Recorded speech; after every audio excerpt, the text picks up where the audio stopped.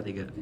Assalamualaikum warahmatullahi wabarakatuh. Kami dari kelompok 2 dari kelas IT tahun 02 akan mempresentasikan yaitu tentang mesin virtual dengan topik isu prosesor, memori, input output, dan VMware ESXi. Oke, dengan referensi Sterling Williams Operation System Internals and Design Principles edisi ke-9.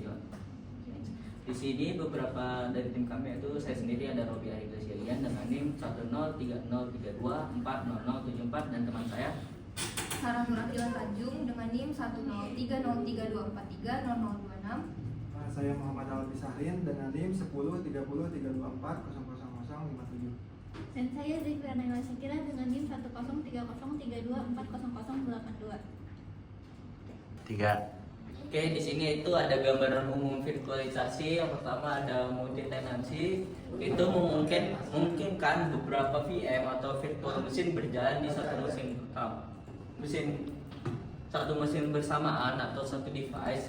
Yang kedua ada resource virtual, yaitu setiap VM seolah memiliki CPU, memori, storage, dan I/O sendiri. Yang ketiga adalah isolasi ketat, yaitu masalah pada satu VM tidak akan mengganggu VM yang lain.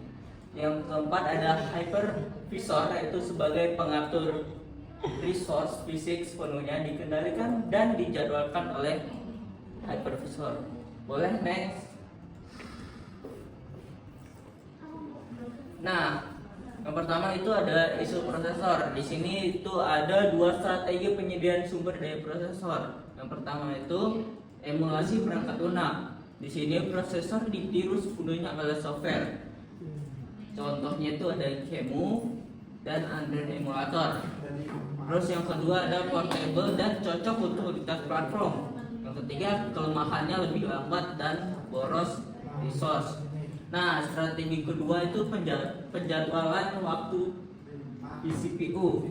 Nah, di sini vCPU VM dijadwalkan CPU fisik. Terus hypervisor membagi waktu penggunaan vCPU. Terus interupsi sensitif dikontrol oleh hypervisor. Nah, di sini dia lebih efisien untuk hypervisor produksi. Boleh, Mas? Selanjutnya akan dijelaskan oleh teman saya. Tuh. Ya. Oke, untuk selanjutnya yakni memasuki isu prosesor. Di sini dimulai dari cincin protection ring, ring 0 kernel OS, hypervisor terpercaya memiliki akses langsung ke perangkat keras, dan ring 1 dan 2 driver perangkat digunakan untuk operating system yang tertentu, dan ring ketiga yaitu aplikasi pengguna tidak terpercaya, tidak dapat mengakses hardware langsung. Dan selanjutnya yakni protection ring pada virtualisasi. Yang pertama yakni desktop seolah-olah berjalan pada ring 0 seperti sistem operasi biasa, namun akses ring 0 tersebut hanya berlaku pada hardware virtual saja. Dan selanjutnya yakni DOS tidak dapat mengakses CPU, memori, dan perangkat fisik secara langsung. Dan selanjutnya yakni hypervisor menjadi lapisan pengaman antara DOS dan hardware fisik. Dan untuk selanjutnya yakni tujuannya agar satu VM tidak mengganggu host atau VM lainnya. Next. Untuk selanjutnya yakni manajemen memori. Pada tabel translasi, hypervisor memetakan memori guest ke memori host, dan GUS hanya melihat memori yang dialokasikan, dan translasi menjaga isolasi antara VM. Dan untuk selanjutnya yakni page sharing, hypervisor mencari halaman memori yang identik Satu salinan dapat dipakai beberapa PM, menghemat penggunaan RAM fisik, efektif jika PM memakai OS yang sama. Dan selanjutnya yakni Gluening dan overcommit. Gluening driver mengambil kembali memori PM. GuessOS mengurangi penggunaan memori jika perlu halaman dipindahkan ke disk. Overcommit harus dikontrol agar performa stabil. Untuk selanjutnya akan dilanjutkan oleh teman-teman. 3. Baik, untuk selanjutnya yaitu manajemen I/O. Cara kerja I/O virtual pertama adalah guess I/O. OS memanggil driver seperti server fisik. Selanjutnya driver terhubung ke perangkat virtual. Lalu selanjutnya hypervisor menerima permintaan I/O dari VM. Lalu permintaan diteruskan ke perangkat fisik host. Selanjutnya hasil dikembalikan ke guest OS. Lalu VM lebih mudah dipindahkan antar host. Selanjutnya teknologi aktualisasi perangkat keras. Untuk yang pertama Intel IOAT memindahkan salinan memori via DMA dari CPU utama ke subsistem khusus di motherboard. Lalu yang kedua TCP Offload Engine atau TOE, yaitu memindahkan pemrosesan TCP atau IP dari CPU server sepenuhnya ke NIC. Lalu yang ketiga Large Reserve Offload atau LO menghubungkan paket utama menjadi bundle untuk pemrosesan yang lebih efisien. Lalu yang keempat Large Segment Offload atau LSO, yaitu hypervisor menghubungkan paket TCP atau IP keluar. NIC yang memecahkan menjadi paket-paket tandanya yaitu manajemen I/O, direct I/O versus I/O virtual. Untuk yang pertama I/O virtual. Nah, FM memakai perangkat virtual dari hypervisor. Lalu yang kedua permintaan I/O diteruskan ke perangkat fisik host. Lalu yang ketiga adalah mendukung fleksibilitas dan live migration. Yang keempat resource I/O dapat dibagi untuk banyak FM. Lalu yang kelima cocok untuk data center yang banyak menjalankan FM. Lalu yang kedua direct I/O. Yang pertama FM dapat mengakses langsung ke perangkat fisik. Yang kedua throughput lebih tinggi. Yang ketiga overhead hypervisor lebih kecil. Yang keempat beban CPU. Yang keempat beban CPU host lebih ringan. Yang kelima namun VM terikat pada server fisik tertentu.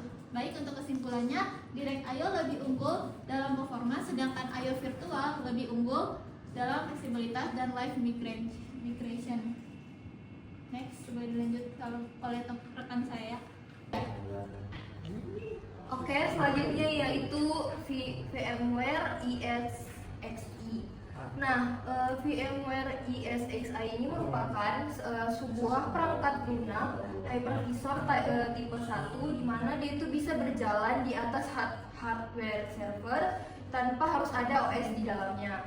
Nah, adapun perbedaan arsitektur ESX dan ESXi modern, yang pertama yaitu untuk ESX versi lama yaitu menggunakan VM kernel dari service console, di mana VM kernelnya ini sendiri dia berkapasitas sebesar 32 MB, dan untuk service console-nya ini dia berkapasitas 900 MB dengan berbasis Linux.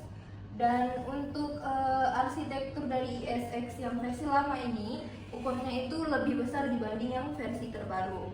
Nah, untuk arsitektur ESXi modern yang sekarang ini, dia itu untuk service console itu dihapus dan adanya fungsi manajemen itu masuk semuanya di dalam VM kernel. dan untuk ukurannya itu sekitar 100 MB serta biasanya dapat disimpan di flash memory.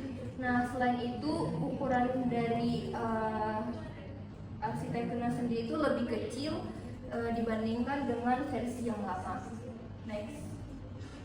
Oke, kemudian ini beberapa fitur-fitur dari VMware ESXi. Yang pertama ada fitur storage motion, di mana fitur ini berfungsi untuk memindahkan file VM storage lain saat VM tersebut sedang dijalankan. Yang kedua ada fitur Site Recovery Manager, di mana fitur ini berfungsi untuk mereplikasi VM ke lokasi cadangan untuk pemulihan ketika terjadi suatu bencana. Nah, yang ketiga ada fitur Distributed Resource Scheduler atau DRS, di mana ini berfungsi untuk menyeimbangkan beban VM antar host secara otomatis biar tidak terjadi overload. Nah, yang keempat ada fitur fault tolerance, di mana ini berfungsi untuk salinan VM pada host lain untuk mencegah gangguan layanan. Nah, untuk yang fitur kelima ada control I/O, jaringan dan storage. Ini berfungsi untuk mengatur prioritas bandwidth saat terjadi persaingan resource. Nah, yang keenam ada fitur Distributed Power Management atau DPM, berfungsi untuk mengatur host aktif agar pengguna daya itu lebih efisien. Dan yang terakhir ada fitur storage DRS, di mana fitur ini berfungsi untuk memindahkan file VM berdasarkan dari kapasitas dan performa storage. Nah, adapun kesimpulan dari pembahasan kelompok kami ini, yang pertama adalah Hypervisor mengatur CPU, memori, dan I/O pada VM. Yang kedua, vCPU harus disesuaikan dengan kebutuhan aplikasi. Nah, yang ketiga itu ada vCPU berlebihan dapat menurunkan performa. Yang keempat ada patch sharing, di mana ini dapat membantu menghemat RAM PC. Dan yang kelima ada ballooning, di mana ini dapat membantu mengambil kembali memori VM. Yang keenam ada I/O virtual, di mana ini dapat mendukung fleksibilitas dan live migration.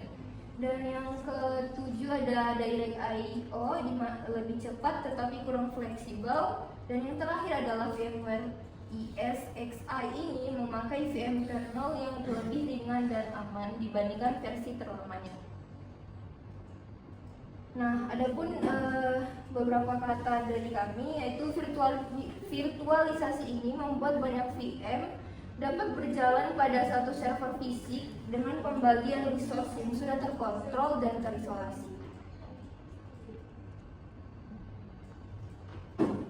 Oke, demikian dari presentasi kelompok kami pada hari ini. Sekian, terima kasih.